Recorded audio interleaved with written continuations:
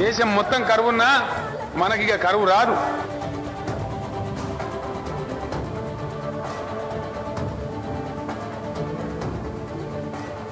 కాళేశ్వరం తెలంగాణకు కల్పతరువు. అసాధ్యమైనటువంటి పనిని ఇవాళ సుసాధ్యం చేసి ఇవాళ మన ముఖ్యమంత్రి కేసీఆర్ గారు. ముమ్మాటికి కాళేశ్వరం తెలంగాణకు వరప్రదాయినే.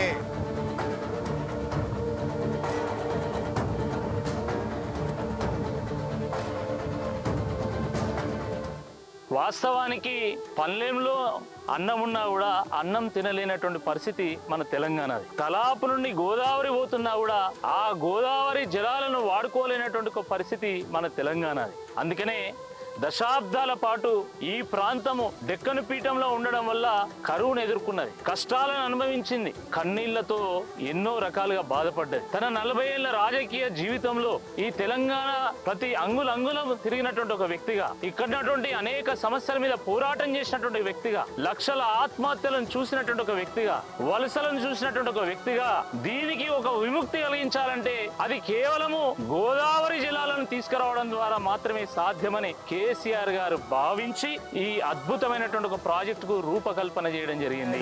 గలగల్ల పోరేటి గంగమ్మ తల్లినే నల్లరే గల్లకే మల్లించినాడమ్మా.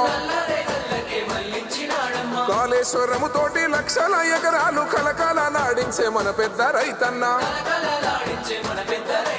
ఎట్టుండే మన పల్లెలు గతమంతా నిర్రేబారిన నేలలు.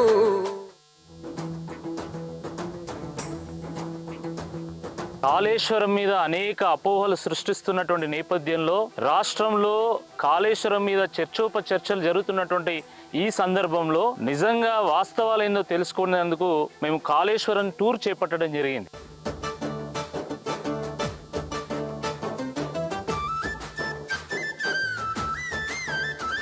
కాళేశ్వరం ఒక గొప్ప పుణ్యక్షేత్రం. దీనికి ఇంకొక ప్రాధాన్యత ఏంటంటే ఇది ఒక త్రివేణి సంగమం. గోదావరి జీవనది ఈ ప్రాంతం నుండి ప్రవహిస్తూ ఉంటది. ఈ ప్రవహిస్తున్నటువంటి ఈ నదిలో ప్రాణహిత, మహారాష్ట్ర నుంచి వచ్చేటువంటి ప్రాణహిత ఇక్కడ కలుస్తుంది. సరస్వతి అంతర్వాహినిగా ఉంటది. ఈ 3 నదులు కలిసి మనకు మేడిగడ్డ వైపు, అటు నుండి రాజమండ్రి, అక్కడ నుండి సముద్రంలో కలిసే వైపు ప్రయాణం చేస్తూ ఉంటాయి. ఇక్కడ నీటి లభ్యత ఎక్కువ ఉంటది. సుమారుగా 281 టీఎంసీల నీటి లభ్యత ఉంటది అని చెప్పి సిడబ్ల్యూసీ తేల్చింది. కాంగ్రెస్ వాళ్ళు చెప్పేటువంటి తుమ్మిడిహట్టి దగ్గర కేవలము 80 టీఎంసీల నీటి లభ్యత మాత్రమే ఉందని చెప్పి అదే సిడబ్ల్యూసీ చెప్పింది. నీటి లభ్యత ఎక్కువ ఉండాలంటే అది ఈ ప్రాణహిత కలిసిన తర్వాత ఇక్కడ మాత్రమే అది సాధ్యమని చెప్పి కేసీఆర్ గారు కాళేశ్వరంకు రూపకల్పన చేసింది.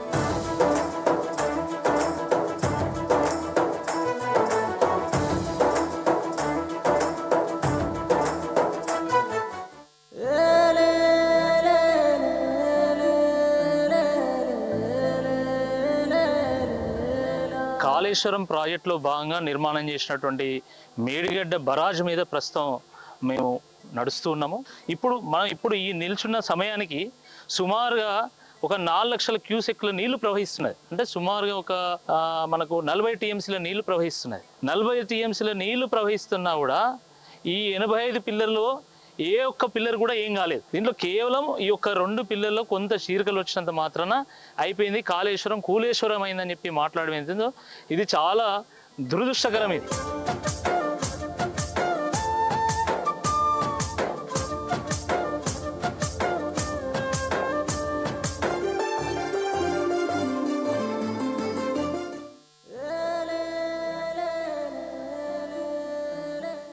కాళేశ్వరం వద్ద గోదావరి ప్రాణహిత కలిసిన తర్వాత ఆ నీరంతా కూడా మేడిగడ్డ వైపు ప్రవహిస్తూ ఉంటుంది. మేడిగడ్డ దగ్గర లక్ష్మీ బ్యారేజ్ని కట్టడం జరిగింది. దానికంటే ముందే కన్నెపల్లి వద్ద ఒక లక్ష్మీ పంప్ హౌస్ నిర్మాణం చేయడం జరిగింది. ఈ లక్ష్మీ పంప్ హౌస్లో 17 పంపులు ఉన్నాయి. ఈచ్ పంపు 2219 క్యూసెక్ల వాటర్ని డ్రా చేస్తుంది. 40 మెగావాట్ల కెపాసిటీ కలిగినటువంటి పంపు ఈచ్ పంపు. అంటే మొత్తం 17 పంపులు 680 మెగావాట్ల కెపాసిటీతో మొత్తము పర్ డే 3 టీఎంసీ వాటర్ని డ్రా చేసి ఈ పైపుల ద్వారా ఈ కాలువలో నీటిని పోస్తాయి. ఆ పోసినటువంటి నీరు కాస్త ఈ కాలువల ద్వారా మళ్ళీ అన్నారం బ్యారేజ్ దగ్గరికి వెళ్తాయి.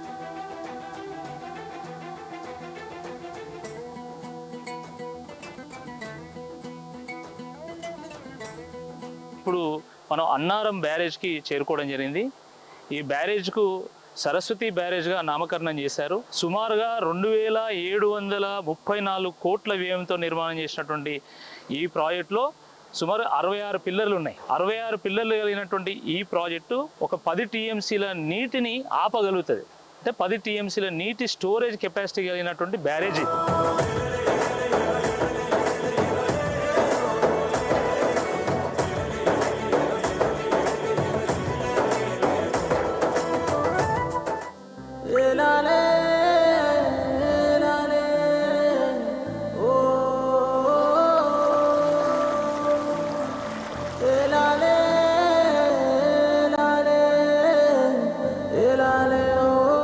తెలంగాణకు జీవధారైనటువంటి కాళేశ్వరం ప్రాజెక్టులో భాగంగా కట్టినటువంటి 3వ బ్యారేజే ఈ సుందిల్లా పార్వతి బ్యారేజు. సుమారుగా 2000 కోట్ల రూపాయలతో కట్టినటువంటి ఈ బ్యారేజ్లో 75 పిల్లర్లు ఉన్నాయి, 13 పంపులు ఉన్నాయి.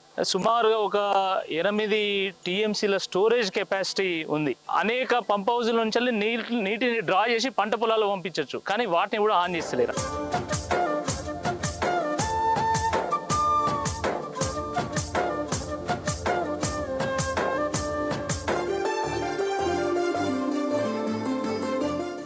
కాళేశ్వరం ప్రాజెక్టులో భాగంగా అద్భుతమైనటువంటి అత్యంత లేటెస్ట్ సాంకేతిక పరిజ్ఞానంతోనే రూపొందించినటువంటి బాహుబలి మోటార్లను ఈరోజు మొత్తం పడావు పెట్టడం జరిగింది. కాంగ్రెస్ ప్రభుత్వం వచ్చిన దగ్గర నుండి అన్నారం, సుందిల్లా, మేడిగడ్డ వద్ద ఉన్నటువంటి లక్ష్మీ, సరస్వతి, పార్వతి పంప్ హౌస్లను పూర్తిగా నిర్వీర్యం చేసి కాళేశ్వరం పని అయిపోయింది అని చెప్పడానికి కాంగ్రెస్ పార్టీ ప్రయత్నం చేస్తున్నది. మీరు చూసినట్టయితే ఇక్కడ మనం పార్వతి పంప్ హౌస్ దగ్గర ఉన్నాము. ఇది సుందిల్లా బ్యారేజ్ దగ్గర నిలిచినటువంటి నీటిని తీసుకొచ్చి ఎల్లంపల్లిలో ఎత్తేటువంటి ఈ పంప్ హౌస్ ఇది. మనం చూస్తే అసలు ఆ బోర్డు కూడా తుప్పు పట్టింది. కనీసం ఒక మనిషి కూడా లేడు ఇక్కడ కనీసం దీన్ని మెయింటైన్ చేయడానికి. కానీ కంప్లీట్ నిర్లక్ష్యం మనకు చాలా స్పష్టంగా కనబడుతుంది. దానివల్లనే దీని డెలివరీ పాయింట్ దగ్గర కూడా ఒక చుక్క నీళ్ళు లేదు.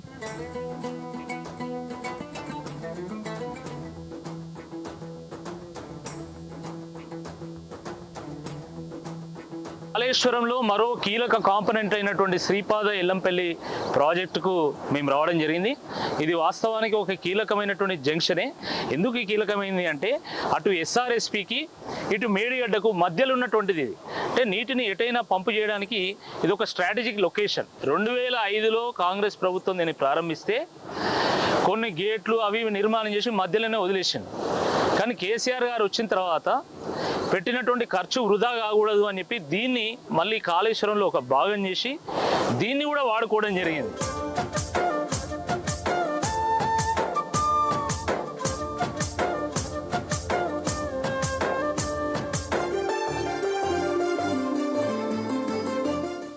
కాళేశ్వరం ప్రాజెక్టును ఒక ఇంజనీరింగ్ మార్వలని కేసీఆర్ గారు చేసిన ఈ ప్రయత్నాన్ని భగీరథ తత్వం అని చెప్పేసి అందరూ వర్ణిస్తారు. మనం ఉదాహరణకి ఇక్కడ చూసినట్లయితే మనం ప్రస్తుతం నందిమేడారం దగ్గర ఉన్నాం. ఈ 7 పంపులు ఎక్కడి నుండి నీళ్లు డెలివరీ చేస్తాయంటే మనం ఎల్లంపల్లి ప్రాజెక్టు ఉంది. ఎల్లంపల్లి ప్రాజెక్టు నుంచి అక్కడ వెనకాల నీళ్లు ఈ టన్నెల్ ద్వారా ఈ 7 పంపులు 2 టీఎంసీలు రోజుకు 2 టీఎంసీల నీటిని ఎత్తిపోసి కింద గాయత్రి పంప్ హౌస్కు మిడ్ మానేర్కు తరలించడం జరుగుతుంది.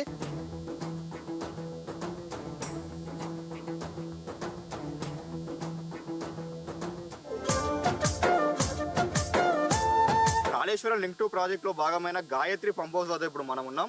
ఇందులో మొత్తం 7 పంపులు ఉన్నాయి. వీటినే బాహుబలి మోటార్లు అని కూడా మనం అంటాం.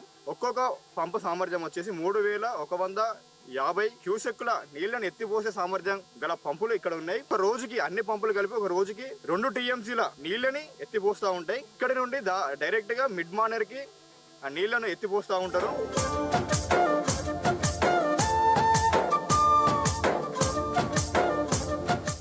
కాళేశ్వరం ప్రాజెక్టులో ఇది ఒక స్ట్రాటజిక్ లొకేషన్గా, స్ట్రాటజిక్ పాయింట్గా మనం చెప్పుకోవచ్చు. ఎందుకంటే కడెము గోదావరి జలాలను ఎల్లంపల్లి దగ్గర ఓడిసిపడతాం మనము. ప్రాణహిత గోదావరి జలాలను అటు మేడిగడ్డ, అన్నారం, సుందిల దగ్గర ఒడిసిపట్టి ఎల్లంపల్లి తీసుకొచ్చి ఈ ఎల్లంపల్లి నుండి మనము Gayatri pump house, Medaram pump house, ఆ 2 పంప్ హౌస్ ద్వారా మనం ఆ నీళ్లను తీసుకొస్తాము. ఆ నీళ్లు వచ్చే పాయింట్కి ఎస్ఆర్ఎస్పి వరద కాలువ ద్వారా ఇక్కడికి ఎస్ఆర్ఎస్పి నీళ్ళు వస్తాయి. ఈ 2 కెనాల్స్ ద్వారా వచ్చేటువంటి నీళ్లు ఇవి మిడ్ మానేర్కి వెళ్ళి లోయర్ మానేర్కి వెళ్ళి వేరియస్ ఛానల్స్ ద్వారా, వేరియస్ కెనాల్స్ ద్వారా, రిజర్వాయర్స్ ద్వారా అవి తెలంగాణలో ఉన్నటువంటి పంట పొలాలకు చేరుతాయి. అయితే ఇక్కడ మనం చెప్పుకోవాల్సినటువంటి ప్రధానమైనటువంటి పాయింట్ ఏంటంటే, ఈ ఎస్ఆర్ఎస్పి ఒకవేళ ఎండాకాలంలో కానీ లేకపోతే కరువు వచ్చినప్పుడు ఎండినప్పుడు మనం ప్రాణహిత ద్వారా, అదేవిధంగా ఎల్లంపల్లి ద్వారా వచ్చేటువంటి నీళ్లను ఈ గాయత్రి పంప్ హౌస్ ద్వారా తీసుకొచ్చి మళ్ళీ ఇదే కెనాల్లో రివర్స్ పంపింగ్ రాంపూర్, రాయేశ్వర్పేట్, ముక్పాల్లో ఉన్నటువంటి పంప్ హౌస్ల ద్వారా ఆ నీళ్లను రివర్స్ పంపింగ్ ద్వారా తీసుకుపోయి ఎస్ఆర్ఎస్పిని నింపుతాము. అందుకనే కేసీఆర్ గారు నదులకు నడక నేర్పిన్లు అంటారు.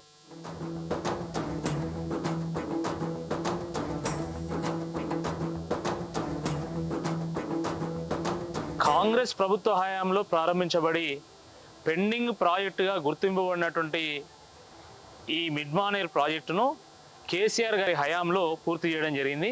కాళేశ్వరం నుంచి వచ్చేటువంటి నీళ్లు, ఇటు ఎస్ఆర్ఎస్పి నుంచి వచ్చేటువంటి నీళ్లు ఈ రిజర్వాయర్లో ఆగి దాని తర్వాత అన్నపూర్ణ, రంగనాయక్ సాగర్, మల్లన్న సాగర్, కొండపోచమ్మ ద్వారా జంట నగరాలకు ఈ నీళ్లు చేరుతాయి.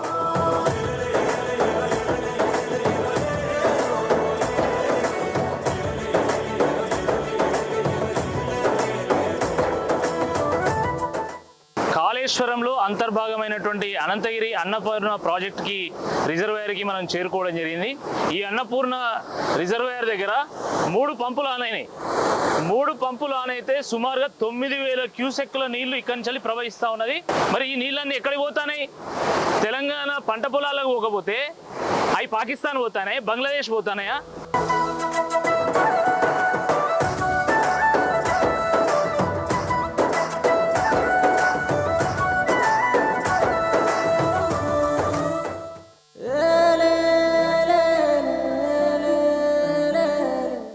రంగనాయక్ సాగర్ రిజర్వాయర్ కి మనం చేరుకున్నాం. రంగనాయక్ సాగర్ దగ్గర ఇప్పుడు 3 మోటార్లు ఆన్ అయినాయి. 4 మోటార్లు ఆన్ అయితే రోజుకు 1 టీఎంసీ నీటిని ఎత్తిపోసేటువంటి ఈ రిజర్వాయర్ చూసిన తర్వాత కాంగ్రెస్ పార్టీ నాయకులు ఏం సమాధానం చెప్తారు? మరి ఈ నీళ్ళని ఎక్కడికి పోతున్నాయి? కాకతీయులు గొలుసుకట్టు చెరువులు కడితే కేసీఆర్ గారు గొలుసుకట్టు రిజర్వాయర్లు కట్టి గోదావరిని చేయి పట్టుకొని మొత్తం తెలంగాణ అంతా తిప్పుకుంటూ చివరకు హైదరాబాద్ కూడా గోదావరిని తీసుకొచ్చాడు.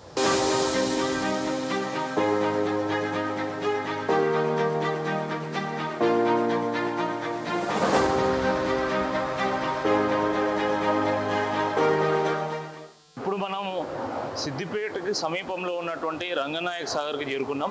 ఈ రంగనాయక్ సాగర్కి అనంతగిరి నుండి టన్నెల ద్వారా ఇక్కడికి నీరు చేరుతున్నది. ఆ టన్నెల్లో సుమారుగా ఒక 700 మీటర్లు ప్రయాణం చేసి ఇక్కడికి వస్తే ఈ టన్నెల్లో వచ్చినటువంటి నీళ్లు మనకు కనబడతాయి. అంటే ఎంత గొప్ప భగీరథ ప్రయత్నం మనకు అర్థమవుతుంది. గొలుసుకట్టు రిజర్వాయర్లను నిర్మాణం చేసి 550 మీటర్ల లోతున్నటువంటి గోదావరి నీటిని సిద్దిపేటకు లిఫ్ట్ చేసి పోస్తున్నారు. లిఫ్ట్ చేసి పోస్తే ఈ రంగనాయక్ సాగర్ కింద సుమారుగా 1,10,000 ఎకరాలు పంట పండుతున్నది.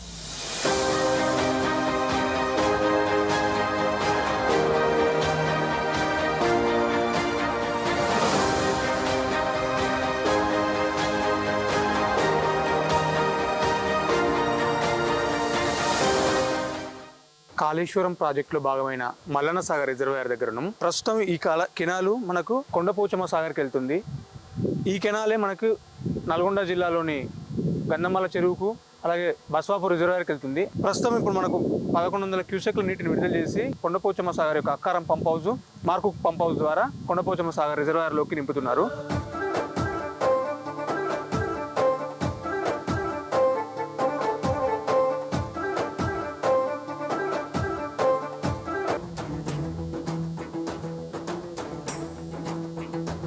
ఇప్పుడు మేము మల్లన్న సాగర్ దగ్గర ఉన్నాము. మల్లన్న సాగర్ దగ్గర ఇప్పుడు 8 పంపులు వస్తున్నాయి. ఈ మల్లన్న సాగర్ రిజర్వాయర్ 50 టీఎంసీల రిజర్వాయర్. ఇది హైదరాబాద్ నెత్తి మీద ఒక గోళం పెట్టి ఆ గోళంకు నల్ల ఇప్పితే ఎట్లయితే కింద నీళ్ళు వస్తాయో అట్లా హైదరాబాద్కు చేరే విధంగా దీన్ని అద్భుతంగా నిర్మాణం చేశాను. ఈ బీడుబడ్డ నేలను పచ్చబడేటట్టు చేస్తే, ఆత్మహత్యలను, వలసలను, ఆకలి కేకలను ఆపితే ఈరోజు కుట్రతోని కేసీఆర్ గారి మీద ఒక కమిషన్ వేసి వారిని అవమానించేటువంటి ఒక ప్రయత్నం చేస్తా ఉన్నారు. కేసీఆర్ ఇచ్చింది అయితే వాటర్ బాగానే ఉన్నది. ఇవి మల్లన్న సాగర్ వాటర్ కూడా ఇప్పుడు మేము అవే వాటర్ తాగుతున్నాం. మా కలెక్షన్ కూడా హైదరాబాద్ సిటీకి మా విలేజ్లకి ఇవే ఇచ్చారు. కేసీఆర్ ఉన్నప్పుడే బాగుండే. ఇది ఒక మల్లన్న సాగర్ కాదు, ఇది తెలంగాణ జన హృదయ సాగరం. మనం ఇప్పుడు కొండపోచమ్మకు చేరుకున్నాము. ఇది 15 టీఎంసీల రిజర్వాయరు. మనకు మల్లన్న సాగర్ నుంచి వచ్చేటువంటి నీటిని ఈ పంప్స్ ఎత్తిపోస్తూ ఉంటాయి ఈ రిజర్వాయర్లకి. గోదావరి నీళ్లు ఎట్టి పరిస్థితుల్లో ఈ ప్రాంతాన్ని తీసుకురావాలనేటటువంటి తపనతోనే నిర్మాణం చేసినటువంటి ఒక రిజర్వాయర్ ఇది. ఈ రిజర్వాయర్ల వల్ల కేవలం పంట పొలాలు మాత్రమే సస్యశ్యామలం కావడం లేదు, ఇక్కడ ఉన్నటువంటి జీవరాశులకు, ఎడ్లకు కానీ గొర్రెలకు కానీ వాటికి కూడా నీరు అందిస్తున్నది. ఇక్కడ ఉన్నటువంటి మత్స్యకారులు బతుకుతున్నారు. కాళేశ్వరం కూలింది, కాళేశ్వరం కూలింది కాబట్టి ఇప్పుడు కేసీఆర్ మీద కేసు పెట్టాలని ఆయన రోజు రుల్లి పెడతాను. ఇప్పుడు అవే కదా నీళ్ళు వచ్చేటి, కాళేశ్వరం నీళ్ళే కదా వచ్చేటి. కాళేశ్వరం ఏనా మరి ఎక్కడి?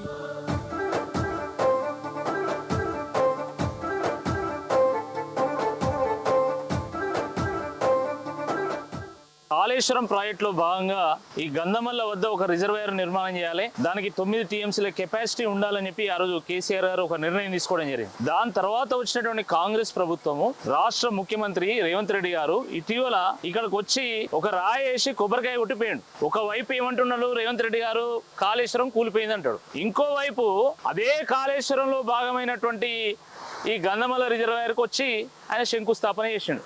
ఇప్పుడు ఏది నిజం అనుకోవాలి? కాళేశ్వరం ఉన్నదనుకోవాలన్నా లేదా కాళేశ్వరం కూలిపోయింది అనుకోవాలన్నా? మళ్ళీ దీనికి రేవంత్ రెడ్డి గారు నీళ్లు తీసుకొచ్చేది ఎక్కడి నుండి అంటే మల్లన్న సాగర్ నుండి. మరి మల్లన్న సాగర్లో నీళ్ళు ఎక్కడి నుంచి వస్తున్నాయి? కాళేశ్వరం ప్రాజెక్ట్ నుండే వస్తున్నాయి.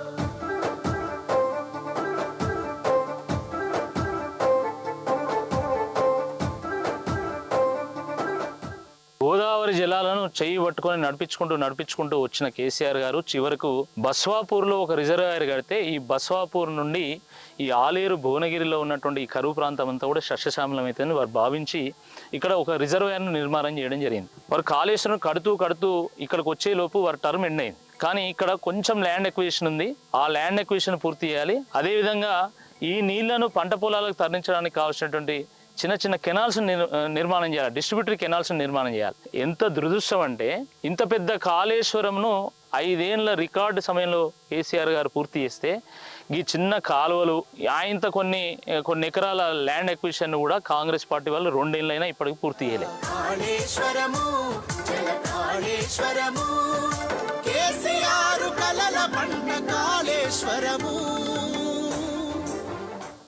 ఆ కాళేశ్వరం దగ్గర ఆ 3 బ్యారేజీల్లో మేడిగడ్డ, అన్నారం, సుందిళ్లలో నిర్మాణం చేసినటువంటి పిల్లర్లను చూస్తుంటే ఒక్కో పిల్లరు ఒక్కో అమరవీరుడికి ఒక స్మారక స్తూపంలాగా కనబడ్డది. ఆ పంప్ హౌజుల్లో ఒక్కొక్క బాహుబలి మోటార్ని చూస్తుంటే ఆ కేసీఆర్ గారు, జయశంకర్ గారు, కాళోజీ వాళ్ళు పడ్డ తపన, వాళ్ళు కన్న కళ మనకు చాలా స్పష్టంగా ఆ బాహుబలి మోటార్లో కనబడతా ఉంది. ఆ పంప్ హౌజుల నుంచి ఎక్కి దునుకుతున్నటువంటి, పరవళ్ళు దొక్కుతున్నటువంటి గోదావరి జలాలను చూస్తుంటే సకల జనులు ఆ రోజు ఉద్యమంలో ఏ రకంగానైతే బయటికి వచ్చి జై తెలంగాణ నినదించిందో దానికి ఫలితమే ఈ రోజు గోదావరి జలాల పరవళ్ళు అని చెప్పి చాలా సంతోషపడ్డాం. 80,000 కోట్లు పెట్టి కాళేశ్వరం ప్రాజెక్ట్ కడితే ఎప్పుడో తీరిపోయింది దాని బాకీ. పంటలు పండేది ఒక్కొక్కసారి పండితే 3 కోట్ల టన్నులు పండుతున్నాయి. ఉసుకమన్నట్టే పండుతుంది పంట. మీరందరూ కూడా చూస్తాను. నేను హెలికాప్టర్ మీద అక్కడ వదిలి ఆ కళాల సమయంలో ఎక్కడ చూసినా కానీ ఆ టార్పాలిన్ పేపర్లు, వడ్డ కుప్పలు, డాంబర్ రోడ్లు అన్నీ ఆక్రమించేస్తారు. సగం డాంబర్ రోడ్డే ఉంటుంది మనం పోవడానికి. అంత బ్రహ్మాండంగా పంట పండుతుంది. దాన్ని చూసి చాలా సంతోషం అనిపిస్తుంది, గుండెలు ఉప్పొంగుతాయి. ఎస్, ఈ దీనికోసమే తెలంగాణ తెచ్చుకున్నాము అనే ఒక సిస్టమ్. ఆ ముక్తీశ్వరుడి ఆలయం వద్ద ప్రారంభించినటువంటి మా టూరు 3 రోజుల తర్వాత ఈ బస్వాపూర్ రిజర్వాయర్ దగ్గర ఎండ్ అయింది. మాతో పాటు Ramu is an irrigation subject expert, tour మొత్తం గైడ్ చేయడం జరిగింది. నాతో పాటు ఎప్పుడు ఉండేటువంటి మా పురుషోత్తం, అఖిల్ రెడ్డి, వీళ్ళిద్దరు కూడా మనం గమనించినటువంటి అంశాలను ఏ విధంగా విశ్లేషణ చేసి ప్రజల ముందు పెట్టాలి అనే దాంట్లో అద్భుతమైనటువంటి ఒక ప్రయత్నం చేశారు. మా విశ్వ ఈ టీంలో ఉన్నటువంటి మరొక కీలక వ్యక్తి ఈ మొత్తం కాళేశ్వరం ప్రాజెక్ట్ ని 3 రోజుల్లో అద్భుతంగా తన కెమెరాలో బంధించి కొన్ని మెయిన్ బిట్స్ మన ముందు పెట్టేటువంటి ఒక ప్రయత్నం చేశారు. అదేవిధంగా మా పవన్ చూసినటువంటి అంశాలన్నింటినీ కూడా అప్డేట్స్ రూపంలో ఎప్పటికప్పుడు ఫేస్బుక్ లో కానీ, ట్విట్టర్లో కానీ, ఇన్స్టాలో కానీ పెట్టి అందరికీ అందించేటువంటి ఒక ప్రయత్నం చేసిండ్రు. ఈ అందరి యొక్క స్టడీ టూరు నిజంగా తెలంగాణ ప్రజలకు ఉపయోగపడాలని మా టూరు విజయవంతం కావడానికి దానికి ప్రోత్సాహం అందించినటువంటి మన రామన్న గారికి, అదేవిధంగా హరీష్ రావు గారికి, అదేవిధంగా వివిధ ప్రాంతాలు మేము తిరుగుతున్నప్పుడు మాకు సహకారం అందించినటువంటి మా బీఆర్ఎస్ పార్టీ నాయకులకు, కార్యకర్తలకు, వేరే పార్టీ కార్యకర్తలు కూడా మాకు సహకారం అందించారు. వాళ్ళకు కూడా అందరికీ ప్రత్యేక ధన్యవాదాలు. జై తెలంగాణ.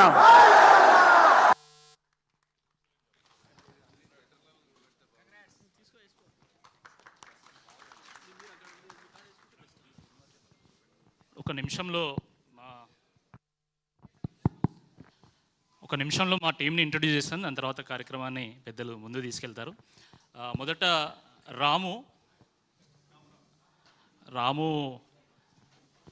రాము ఇతను ఇరిగేషన్ సబ్జెక్ట్ ఎక్స్పర్ట్. మన సోషల్ మీడియా టీంకి తన సబ్జెక్ట్తో మనకు ఎంతో గొప్ప సహకారాన్ని అందిస్తూ ఉంటాడు.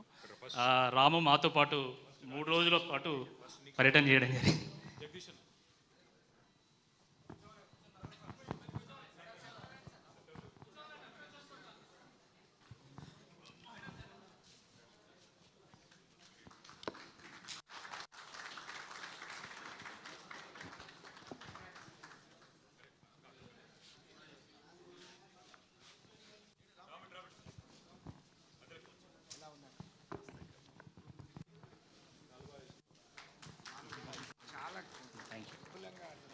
తర్వాత పురుషోత్తం యాదవ్, ఇతను ఏబీవీపీలో రాష్ట్ర నాయకుడిగా ఉండే, దాని తర్వాత నాతో పాటు చాలా కాలం బీజేపీలో పనిచేసి దాని తర్వాత నాతో పాటే బీఆర్ఎస్లో కూడా జాయిన్ అయ్యిండు.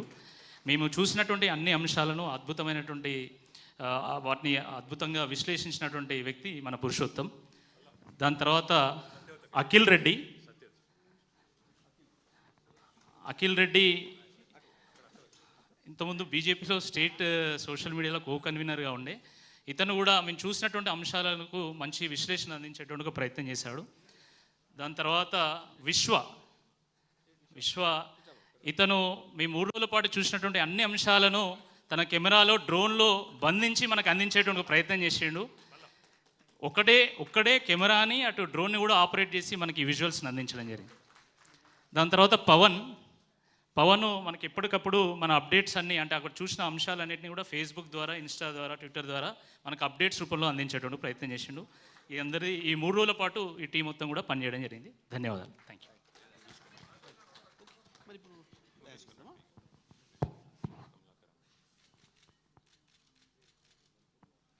అందరికీ కాంగ్రెస్.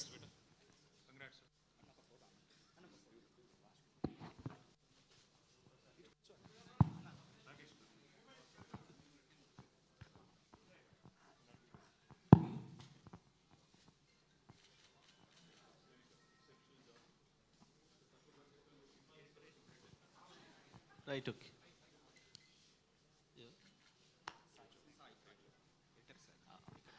దీన్ని మొత్తం ఎడిట్ చేసింది మన సాయి, మన సోషల్ మీడియా టీంలో భాగంగా వర్క్ చేస్తుంటాడు. Thank you. ఓకే.